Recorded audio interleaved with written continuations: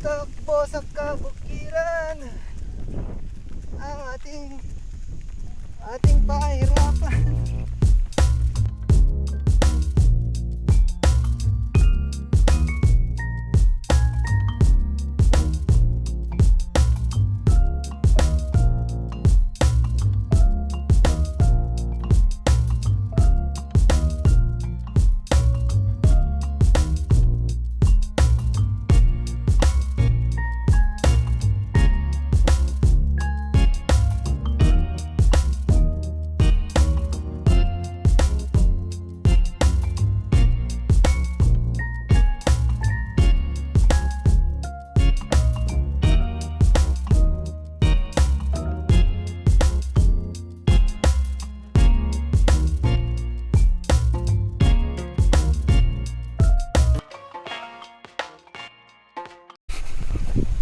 What's up mga ka-adventure?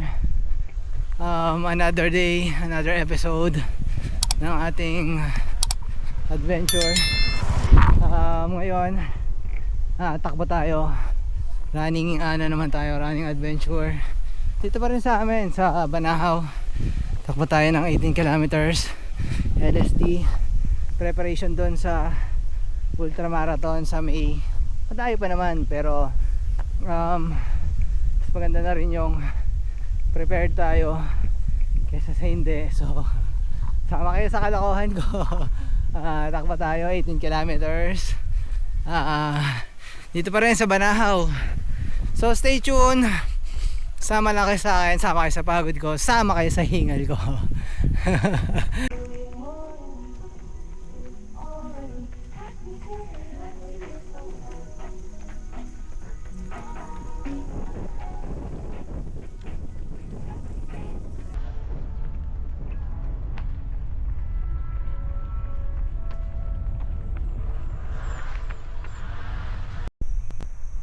Time check mga ka-adventure, it's 4:04.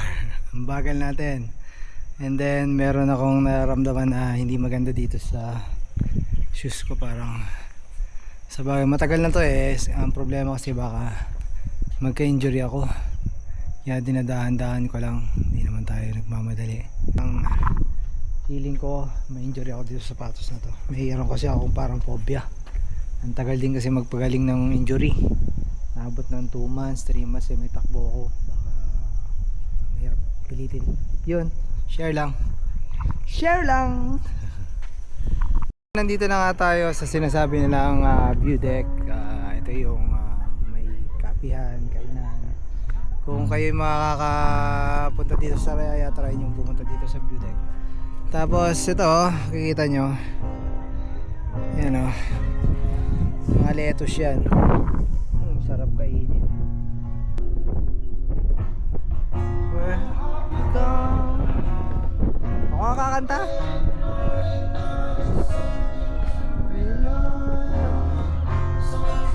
Kumakanta. Wala yung kumakanta, hindi ko makita. So ayun mga ka-adventure, kung kayo pupunta dito, yun, may mga lettuce dito. If you want, yan lettuce. Sarap no?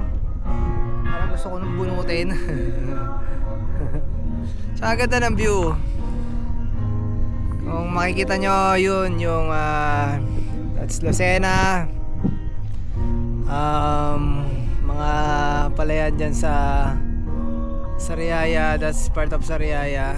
So akin lahat yan, kaya mag-alala. Punta lang kayo dyan, libre kayo, sa video lang yung pangalan ko. Akong bahala, protektado ka. Yun, tapos nasa likod natin ang Mount Banahaw. Syempre paborito natin lugar at wala naman tayo pupuntahan. Kung gusto ko makarating doon sa bundok na yun. Pag may time, kung kaya natin, takbuhin natin yan. So in the meantime, walk lang tayo. Yan, takbo.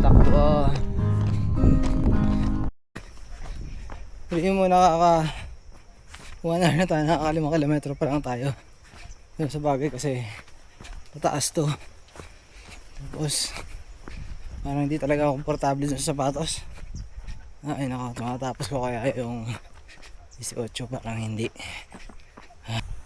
Takbo na lang, adventure, lakad, parang trekking na lang tayo.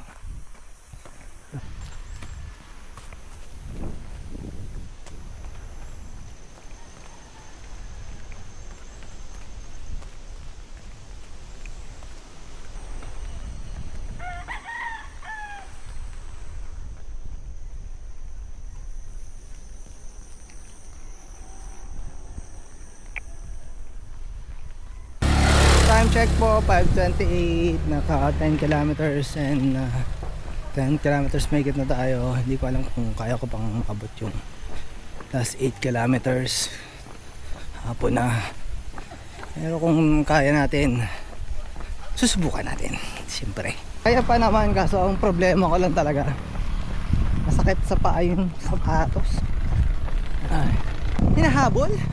Sino hinahabol natin?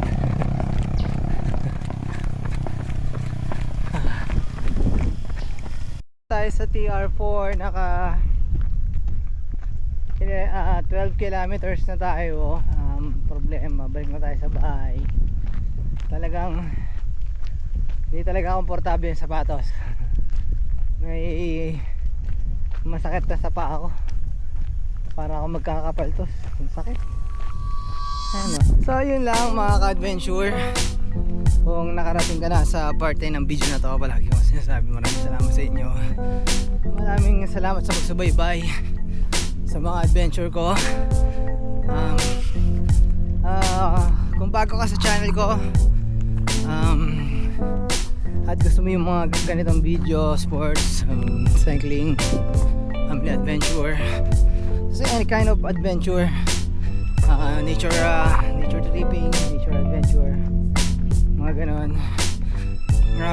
baka naman paklik naman ako ng button dyan sa right side ng cellphone mo or PC mo, monitor mo, so para mag-updated ka sa lahat ng video ko. Thank you for watching Basilio Adventure, dahil lang adventure ko ay adventure mo. Ciao. Ito yung pinaka-paborito ko place in here.